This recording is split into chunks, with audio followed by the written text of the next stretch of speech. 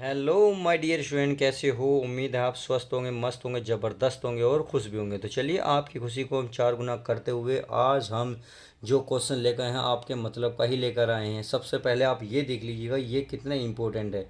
तो बोर्ड जो है यूपी बोर्ड में 2010, 17, 19, 22 लगभग हर एक 2 साल बाद ये आता क्वेश्चन रहता है आपके पेपर में। तो चलिए इम्पोर्टेंट है, इम्पोर्टेंट को एक एक पॉइंट को समझेंगे। अगर आपने पूरी वीडियो को देखा, पूरे सवाल को कवर कर लिया है, यकीन मानिए आपके 4 नंबर का, कभी कभी 4 नंबर का पेपर में आता है, कभी कभी ये 6 नंबर का देखने को मिलता है। तो आप 4 या 6 नंबर का जो भी आएगा आपके नंबर कंप्लीट हो जाएंगे। तो चलिए पहले मैं आपको क्वेश्चन पढ़ देता हूँ, फिर मैं आपको प्रूफ भी दिखाऊंगा कि ये सच में आया हुआ है या नहीं।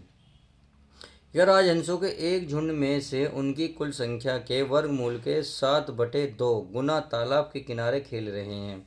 शेष 2 राजहंस पानी पर तैर रहे हैं। राजहंसों की कुल संख्या ज्ञात कीजिए।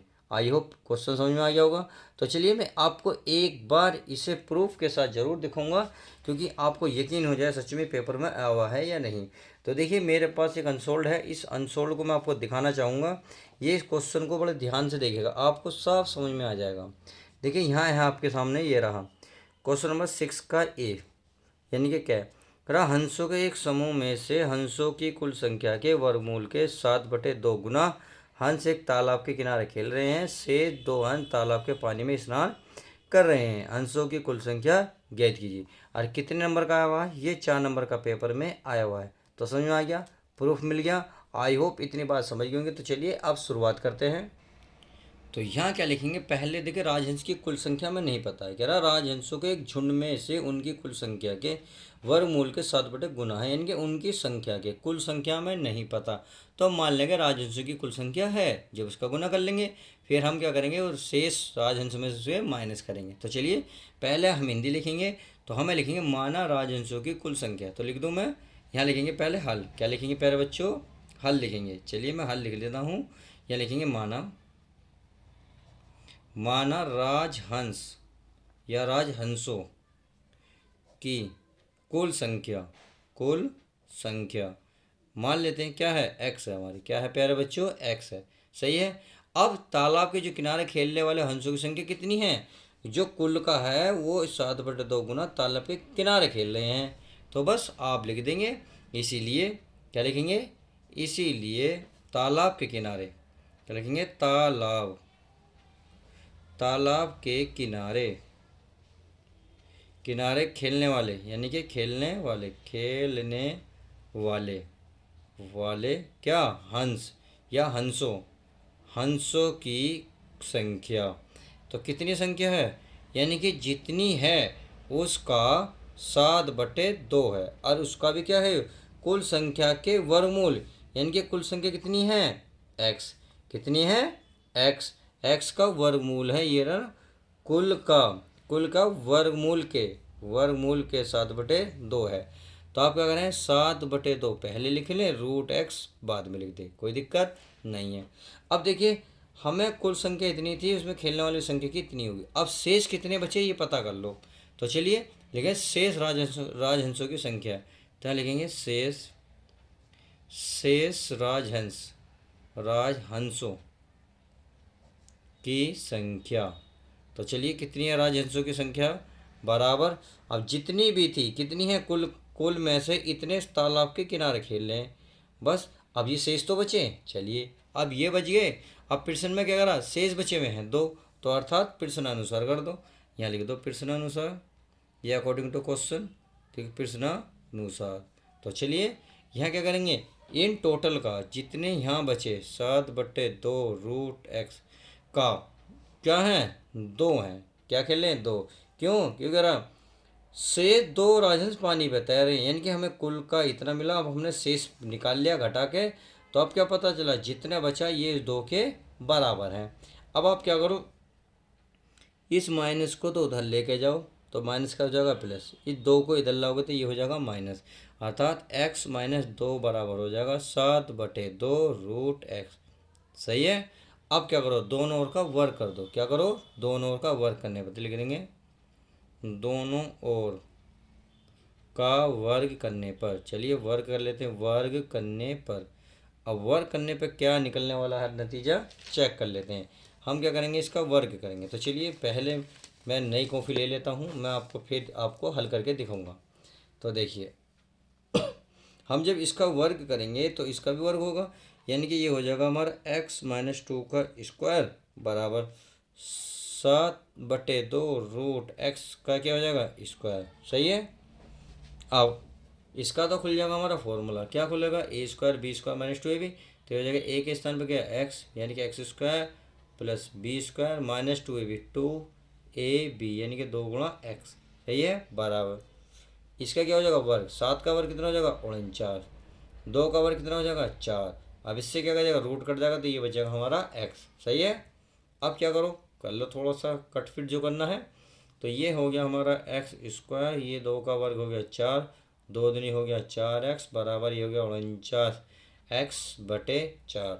अब ये 4 इधर क्या चीज़ में है, भाग में। भाग की चीज़ कहाँ जाएगी, गुणा में, अर्थात इन सब में ये 4 की गुणा हो जाएगी। तो 4 की मैं इस x में गुणा करूँगा तो कितना हो जाएगा 4x²। 4 की 4 में करूँगा कितना हो जाएगा 16। 4 की 16x बराबर कितना है 49x। सही है। अब देखो, अब ये हमारा बच गया 4x²। अब माइनस के 16x और इसको इधर लाओगे तो माइनस के कितना होगा 49x, प्लस का 16 बचा, प्लस का 16 यहाँ लिख लो, बराबर क्या बन गए 0। 49 ये भी माइनस के हैं, ये भी माइनस के हैं, क्यों, क्योंकि इसके साथ भी x है, इसके साथ भी x है। समझ में आ गई। तो क्या करेंगे, जोड़ देंगे। तो चलिए जोड़ लेते हैं, 4x², 16 और 49 हो गए 65, यानी कि 65x प्लस के 16 इक्वल क्या हो गए 0। सही है। अब इसके फैक्टर करो, ऐसे फैक्टर जो मल्टीप्लाई करके देखिए 4 की इसमें गुणा करेंगे, क्योंकि x² की जो गुणा में होता है वो इसमें गुणा करता है। 16 की 4 में गुणा करके देंगे 64। अब ये जो प्लस है, प्लस करके 65 लाना है, गुणा करके 64। तो आपको पता है 64 कम कितने होंगे 64। और 64 में आप एक जोड़ोगे तो कितने हो जाएंगे 65। समझ में आ गई। तो चलिए इतनी बात समझ में आ गई है तो कर लेते हैं। 4x² माइनस इसके 65 के स्थान पर क्या लिखेंगे 64 प्लस 1। सही है। x बाहर, प्लस के क्या हो जाएगा 16 बराबर 0। अब क्या करेंगे, ये करेंगे हमारा 4x², ये हो जाएगा माइनस के 64x माइनस प्लस क्या हो जाएंगे माइनस, x की 1 में करेंगे तो क्या आ जाएगा x ही आएगा, प्लस का क्या हो जाएगा 16 बराबर 0। एक हम लिखते नहीं, देखिए x की गुणा में हमने एक लिखा नहीं। सही है। अब देखो आगे, ये हमारा क्या हो गया, ये हो गया हमारा, देखिए ये हो गया 4x², इसे मैं क्या 16 × 4 लिख सकता हूँ, 16 चौका 64x माइनस ये x प्लस ये 16 ही बराबर क्या 0। अब क्या करो, इसमें से कॉमन ले लो, क्या कॉमन है 4 और 4x कॉमन है। तो चलिए 4x में कॉमन ले लेता हूँ, ले लिया। तो यहाँ बचा प्यारे बच्चों 1x बचा माइनस 4x बाहर गया, क्या बचा 16 बचा, सॉरी माइनस है माइनस। अब देखिए इसमें कोई भी कॉमन नहीं है तो यहाँ क्या लो 1 कॉमन ले लो। तो यहाँ बचा x, जब बाहर माइनस होता है तो चिन्ह बदल जाता है, अर्थात ये जो माइनस है क्या प्लस है तो क्या बन गया माइनस, तो बन गया 16 बराबर क्या बन गया 0। तो अब आपने देखा, क्या देखा, आपने देखा कि यहाँ जो है ये कोष्टक इक्वल आ गए हैं। जब आपको पता है कोष्टक इक्वल आ जाते हैं तो इसका मतलब सवाल हमारा सही हो जाता है। समझ में आ गई। अब इसको एक बार अब लिख लेंगे, यानी कि इसको लिखेंगे 4x-1 और एक बार इसे लिखेंगे x-16 बराबर 0। अब क्या करेंगे, इसे लिखेंगे जब 4x-1 बराबर 0, तो 4x एक को चले जाएंगे तो प्लस का हो जाएगा 1।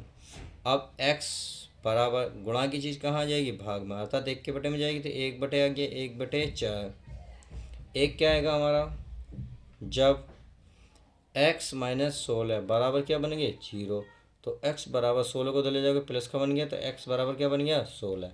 अब देखिए हमने हंस माने थे, तो हंसों में 1/4 तो चलेगा नहीं भाई। आप कभी भी हंस है या किसी की संख्या को है आप भिन्नात्मक तो नहीं लिख सकते। जब आप भिन्नात्मक नहीं लिख सकते तो आप क्या लिख सकते हो, आप लिख सकते हो कि x जो है 1/4 अमान्य है। तो यहाँ लिखोगे चूँकि जो x बराबर है 1/4 अमान्य है, अमान्य है। अब अमान्य क्यों है ये तो बता दो, ये तो बताना पड़ा, क्योंकि राजस्व की संख्या भिन्नात्मक नहीं हो सकती। तो लिखेंगे क्योंकि राजहंसों की संख्या, राजहंसों की संख्या, हंसों की संख्या क्या भिन्नात्मक, क्या लिखोगे, भिन्नात्मक, यहाँ लिख दूंगा भिन्नात्मक नहीं होती। आई होप इतनी बात आप समझ में आ गई होगी। अब क्या करना है, अब लेना है x बराबर 16 अर्थात, तो इसलिए x बराबर 16 क्यों लिया समझ गए होंगे। तो इसलिए अब हमने राजहंसों की कुल संख्या क्या मानी थी x, और x का मान कितना निकल गया 16।